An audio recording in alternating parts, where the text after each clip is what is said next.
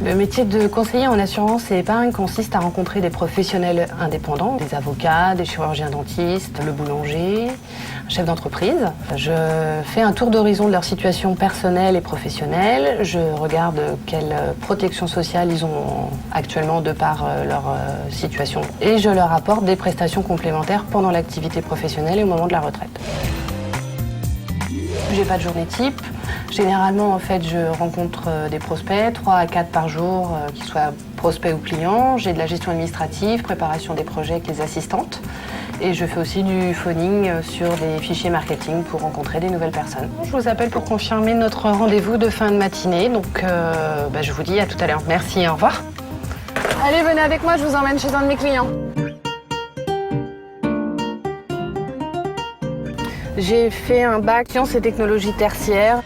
Et suite à mon bac, j'ai fait un BTS action commerciale. Et une fois le BTS en poche, j'ai démarré tout de suite mon activité. J'ai démarré tout de suite commercial et ça fait une dizaine d'années que je fais ce métier. Ce que j'aime dans mon métier, c'est qu'on a un vrai rôle social vis-à-vis des gens qu'on rencontre. On leur permet d'avoir des garanties tout au long de leur vie. Et ce qui est intéressant aussi, c'est que voilà, on travaille en équipe avec d'autres commerciaux, on se challenge les uns les autres, on s'aide. Donc on n'est pas non plus tout seul, indépendant. On a l'autonomie du commercial et en même temps, on peut compter sur les autres. Ok. Bon, écoutez, on fait comme ça. On se voit la semaine prochaine. Je vous remets vos contrats et comme ça, on fera le point sur les choses qu'on avait déjà abordées ensemble. Merci à vous. Bonne fin de journée. Au revoir.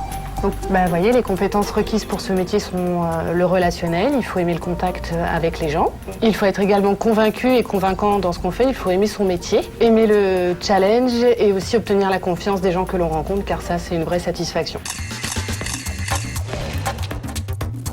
La contrainte du métier de conseiller en assurance et épargne, c'est la gestion du stress, parce qu'il faut tout simplement atteindre ses objectifs. C'est la gestion aussi de la concurrence qui est face à nous et qui est chez nos clients. Et c'est des choses qui sont tout à fait gérables et qui nous permettent aussi d'avancer parce que d'avoir ces objectifs à atteindre sont des vraies motivations. Donc mes perspectives personnelles, c'est déjà d'améliorer mes compétences dans mon métier. À terme, devenir manager, encadrer une équipe pour pouvoir, eux, les faire monter en compétences et les accompagner dans ce métier qui est passionnant.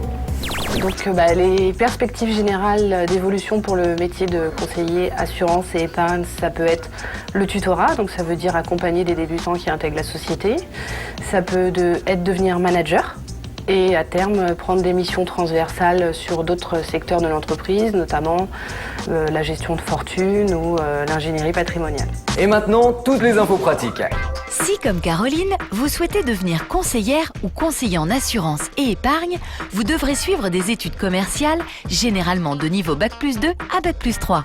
Signalons aussi que certaines formations contiennent des enseignements spécialisés en assurance et peuvent se préparer en alternance dans le cadre d'un contrat d'apprentissage ou d'un contrat de professionnalisation.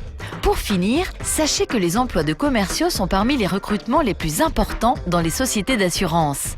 En plus, le secteur de l'assurance s'apprête à renouveler ses effectifs et est en plein rajeunissement de sa pyramide des âges. Le contexte est donc très favorable aux jeunes diplômés avec des opportunités d'évolution professionnelle importantes. À bon entendeur!